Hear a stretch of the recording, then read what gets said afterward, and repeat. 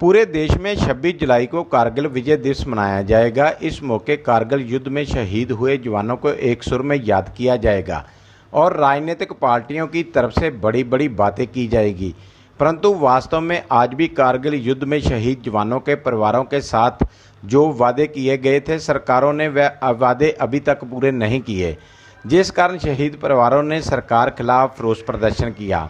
कारगिल युद्ध में शहीद हुए गुरदासपुर के कस्बा दीनानगर के लांस नायक रणवीर सिंह के परिवार ने सरकार खिलाफ रोष प्रदर्शन किया। उन्होंने कहा कि सरकार ने गांव में शहीद के नाम का ना तो गेट बनवाया और ना ही कोई स्टेडियम। उन्होंने कहा कि अभी तक ना ही उनके बेटे को नौकरी मिली है। सरकार ने अपने वादे पूरे नहीं किए।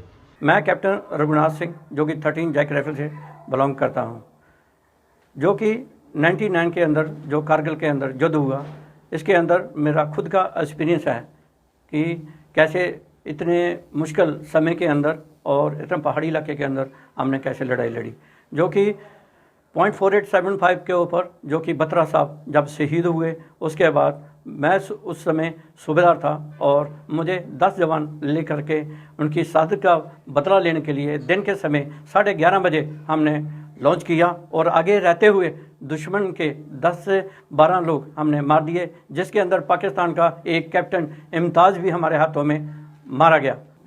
रणवीर सिंह जो कि मैं भी डिस्ट्रिक्ट गुरदासपुर का था, वो मेरे नज़दीक के थे और मैं भी उनके साथ काफ़ी सर्विस किया है और काफ़ी एक बहादुर इंसान थे। बाकी रणवीर सिंह की जो साजिश है वो कि 84 रॉकेट लॉन्चर से उन्होंने जब फायर किया, दुश्मन का वंकर को नष्ट किया और उसके बाद नेक्स्ट वंकर से जब फायर आया तो उसको जब फायर करने लगे तो उस समय उनके एक बुलेट लगा जिससे वो शहीद हो गए थे। मेरा नाम है राहुल सिंह मनहास जी।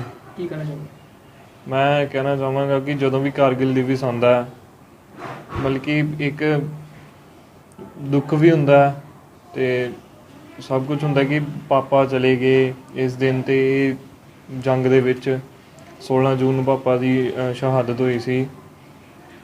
ਬਸ ਇਹੀ ਕਹਿਣਾ ਚਾਹਾਂਗਾ ਮੈਂ ਕਿ ਸਰਕਾਰਾਂ ਨੂੰ ਕਿ ਜੋ ਸਾਡੀਆਂ ਮੰਗਾਂ ਆ ਉਹ ਪੂਰੀਆਂ ਕੀਤੀਆਂ ਜਾਣ। ਵਾਅਦੇ ਉਹਨਾਂ ਨੇ ਬੜੇ ਕੀਤੇ ਪਰ ਪੂਰਾ ਤੇ ਕੋਈ ਵੀ ਨਹੀਂ ਹੋਇਆ। ਉਹਨਾਂ ਕੋਲ ਕਿਹਾ ਕਿ ਗੇਟ ਵੀ ਬਣਾਇਆ ਜਾਏ, ਪਲੇਗਰਾਉਂਡਸ ਬਣਾਇਆ ਜਾਣ, ਬੱਚਿਆਂ ਲਈ ਸਾਰਿਆਂ ਲਈ ਪਿੰਡ स्टेडियम बनाया जाए खेलने वास्ते, बट कुछ भी नहीं। सुपना मेरा मैं आर्मी 'ਚ जाना चाहना ग्रैजुएशन करके, जिदा पापा शहीद होए सी मैं भी देश लिए कुछ करना चाहना।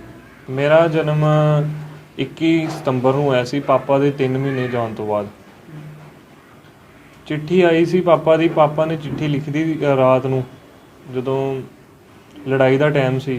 उस तो पहले पापा ने चिट्ठी लिखी थी बंकर 'ਚ बह के कि मेरी इम्तिहान की घड़ी आ गई आ ते तुसी चिंता नहीं करनी ते बच्चों का ध्यान रखना।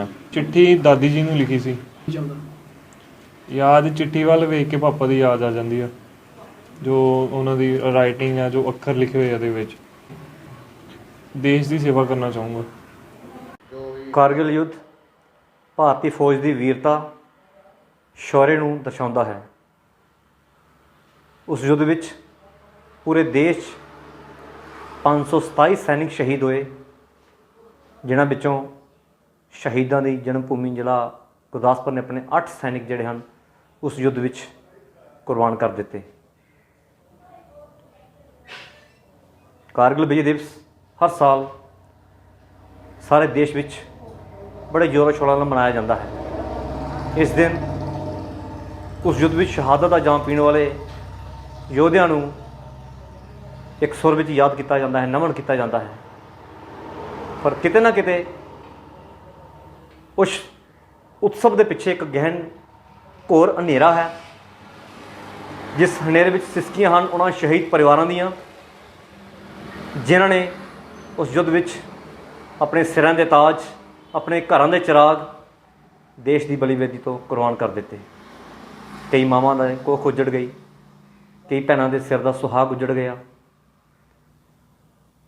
लेकिन अज लोड़ है कि जिन्हां शहीदां ने साडे आउण वाले कल लिए अपना अज कुर्बान कर दिता, उन्होंने दुखड़े सुनीए, उन्होंने रिश्ते जख्मां ते मरहम लगाइए। क्योंकि उस युद्ध विच सरकारां वालों बहुत घोषणावां कीतियां गईयां, कुछ पूरियां होईयां, ਕੁਝ ਪੂਰੀਆਂ ਨਹੀਂ ਕੀਤੀਆਂ ਗਈਆਂ। ਖਾਸ ਕਰ ਜਿਹੜੇ 8 ਸ਼ਹੀਦਾਂ ਦੇ ਪਰਿਵਾਰਕ ਬਲਬਲੇ ਹਨ ਉਹਨਾਂ ਪਰਿਵਾਰਾਂ ਦੇ, ਕਿ ਹਾਲੇ ਤੱਕ ਉਹਨਾਂ ਪਰਿਵਾਰਾਂ ਦੀ ਇੱਕ ਮੰਗ ਜਿਹੜੀ ਹਜੇ ਤੱਕ ਪੂਰੀ ਨਹੀਂ ਹੋਈ। ਉਸ ਵੇਲੇ ਸਰਕਾਰ ਨੇ ਘੋਸ਼ਣਾ ਕੀਤੀ ਸੀ ਕਿ ਇਹਨਾਂ ਸ਼ਹੀਦਾਂ ਦੀ ਯਾਦ 'ਚ ਯਾਦਗਾਰੀ ਗੇਟ ਬਣਾਏ ਜਾਣਗੇ, ਇਹਨਾਂ ਸ਼ਹੀਦਾਂ ਦੀ ਯਾਦ 'ਚ ਸਟੇਡੀਅਮ ਬਣਾਇਆ ਜਾਏਗਾ, ਪਿੰਡਾਂ 'ਚ ਲਾਇਬ੍ਰੇਰੀ ਬਣਾਈ ਜਾਏਗੀ। ਲੇਕਿਨ ਦੁੱਖ ਨਾਲ ਕਹਿਣਾ ਪੈ ਰਿਹਾ ਕਿ ਇਹਨਾਂ ਸ਼ੂਰਵੀਰਾਂ ਦੀ ਸ਼ਹਾਦਤ ਦੇ 21 ਵਰ੍ਹੇ ਗੁਜ਼ਰ ਜਾਣ ਦੇ ਬਾਅਦ ਵੀ ਉਹ ਯਾਦਾਂ ਨਹੀਂ ਬਣੀਆਂ।